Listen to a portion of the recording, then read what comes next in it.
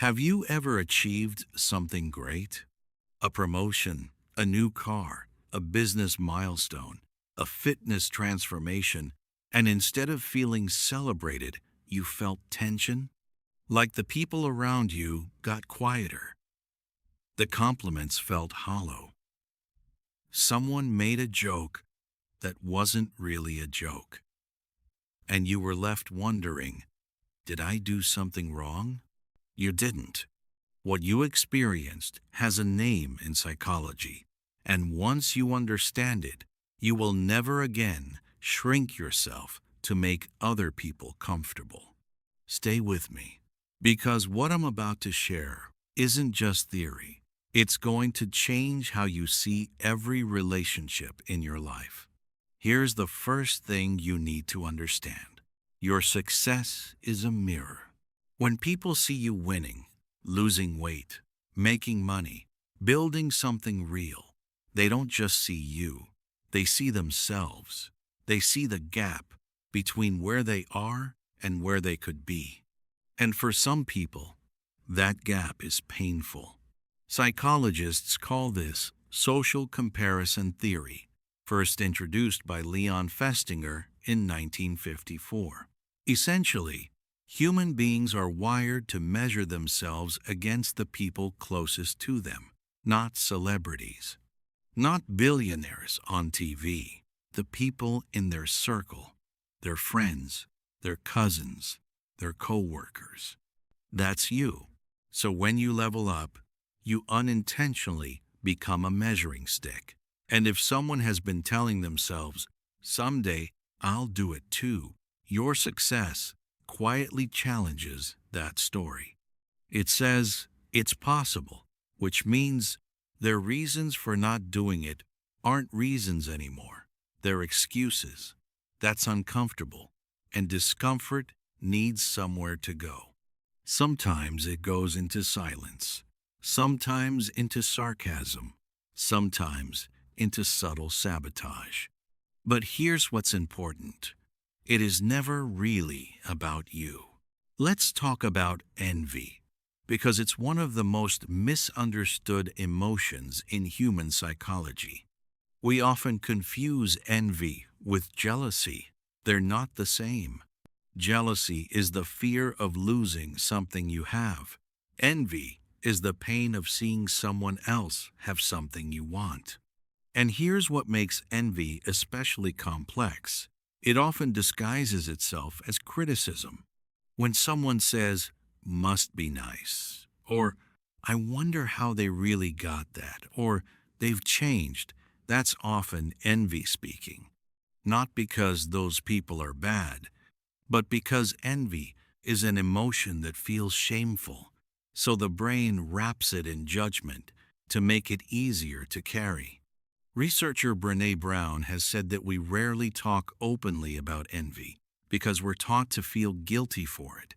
So, instead of admitting, I want that too and it hurts that I don't have it, people externalize it. They pick at your success. They question your methods. They wait for you to fail. Here's the reframe you need. When someone responds to your success with hostility or coldness, they are showing you their unhealed wounds. That is not a reflection of your worth. It is a reflection of their pain. You can have compassion for that without shrinking yourself because of it. Now here's the part most people never talk about, and it's the most important. Sometimes the discomfort other people feel around your success isn't about envy at all. It's about identity. Think about it like this.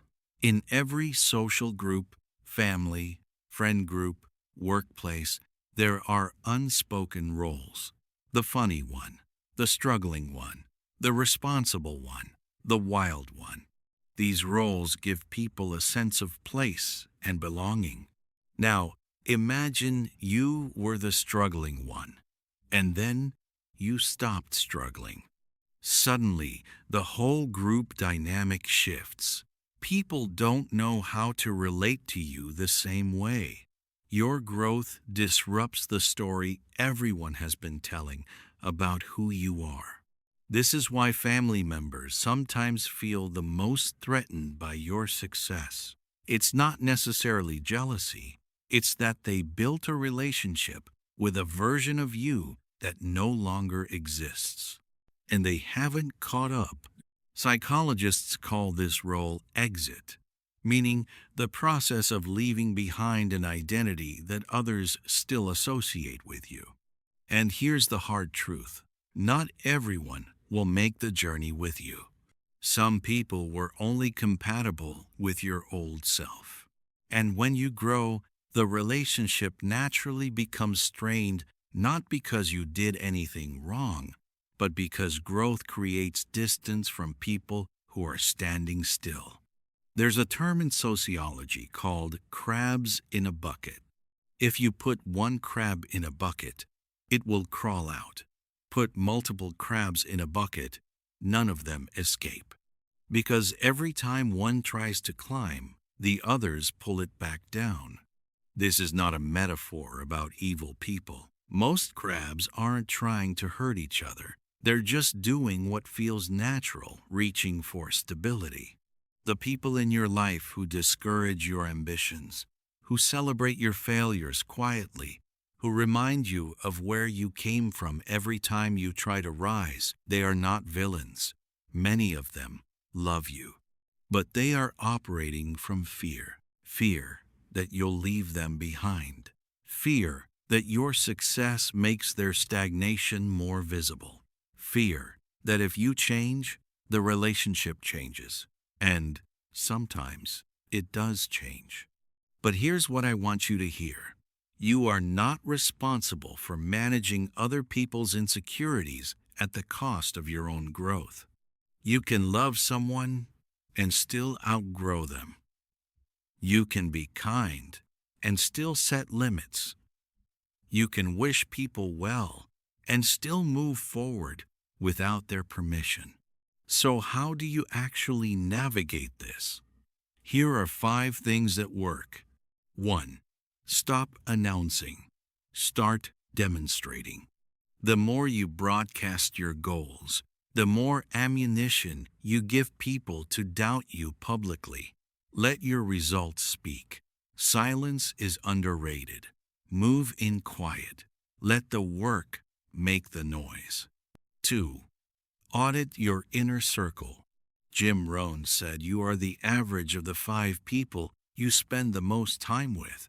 If those 5 people consistently belittle your goals, question your decisions, or celebrate your setbacks, that is a circle that is costing you. You don't have to cut people off dramatically, but you can be intentional about who gets your time, your energy, and your vision. 3. Don't defend your ambition. When someone questions why you're working so hard, why you're changing your habits, why you want more, you don't owe them a debate.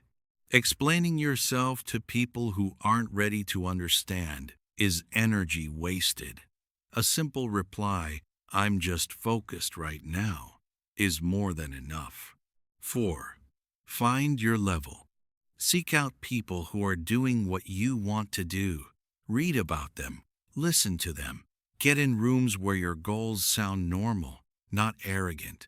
Your environment shapes your belief about what is possible. Upgrade it. 5. Protect your peace. Not everyone deserves a front row seat to your journey. Some people are observers, not participants. Learn to share selectively, not out of arrogance, but out of wisdom. Here's what nobody tells you about success. The hardest part isn't the work. It's the loneliness that comes with growing when the people around you aren't growing at the same pace. There will be moments when you wonder if the success is worth it. The shifted relationships, the quiet jealousy, the awkward silences at family dinners. It is worth it. But you have to make peace with something. Not everyone is meant to go where you're going, and that's okay.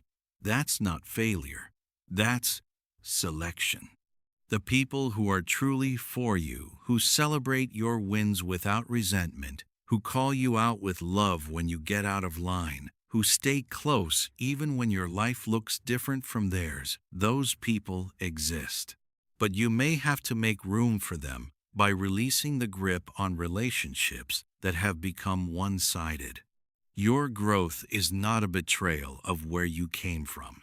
It is the best possible thing you can do for everyone around you, because a rising tide lifts all boats.